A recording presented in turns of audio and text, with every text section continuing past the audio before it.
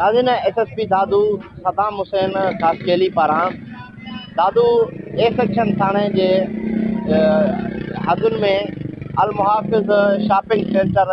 Station road दादू जे 52 दुकानदारनि खे supreme court जे हिदायतुनि मुताबिक़ फाइनल नोटिस जारी करे जेके दुकान आहिनि उहे 24 कलाकनि अंदरि ख़ाली करण जूं हिदायतूं जारी कयूं वियूं आहिनि।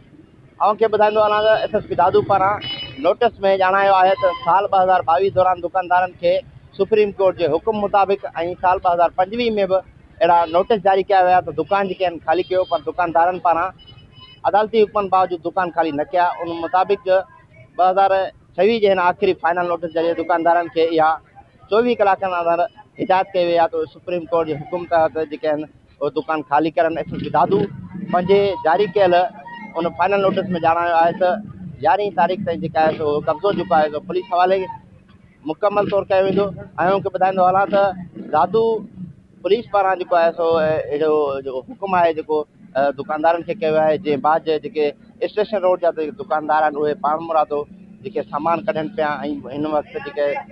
दुकानदारनि तंज़ीम सां असांजो राब्तो थियो आहे उहो उन्हनि जो इहो ई चवणु आहे त हीअ अदालतुनि जो हुकुम आहे ऐं इंसाफ़ आहे त अदालत असां सां इंसाफ़ कंदी। उन्हनि मूजिबि त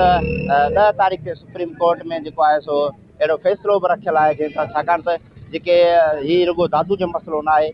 सिंध जे मुख़्तलिफ़ ज़िलनि ख़ासि तौर ते कराची, हैदराबाद, नवाबशाह ऐं ॿिया जेके ज़िला आहिनि उन्हनि में बि पुलिस जूं प्रॉपर्टियूं आहिनि 500 खां वधीक जेके इहे जेके प्रॉपर्टियूं आहिनि उहे जेके उन्हनि जो उन्हनि में केतिरा ई जेके रोज़गार सलाह आहिनि उहे मुतासिर थींदा। इन हवाले सां जेके दुकानदार आहिनि उहे सुप्रीम कोर्ट ॾांहुं वञनि पिया त अदालत उन्हनि सां इंसाफ़ थींदी। जॾहिं त सुप्रीम कोर्ट जे हिदायतुनि मुताबिक़ सिंध जे मुख़्तलिफ़ ज़िलनि में ॿुधायो पियो वञे त नवाबशाह ऐं सकरनि में जेका आहे सो अदालती हुकमनि तहत जेको आहे इहे दुकाननि जेके उहे सील कया विया आहिनि। ऐं हैदराबाद, कराची समेत मुख़्तलिफ़ सिंध जे ज़िलनि में जो शोकास जारी कया विया आहिनि त सुप्रीम कोर्ट जो हुकुम आहे उन तहत जेके आहे इहे प्रॉपर्टियूं ख़ाली कयूं आहिनि। खे ॿुधाईंदो हलां त दादू ज़िले में जो आहे ए सेक्शन थाणे हद में इहे दुकान मौजूदु आहिनि 52, जीअं त एसएसपी दादू पारां सुप्रीम कोर्ट जे हिदायतुनि मुताबिक़ जो आहे दुकानदारनि जो फाइनल शोकास जारी कयो आहे। जी।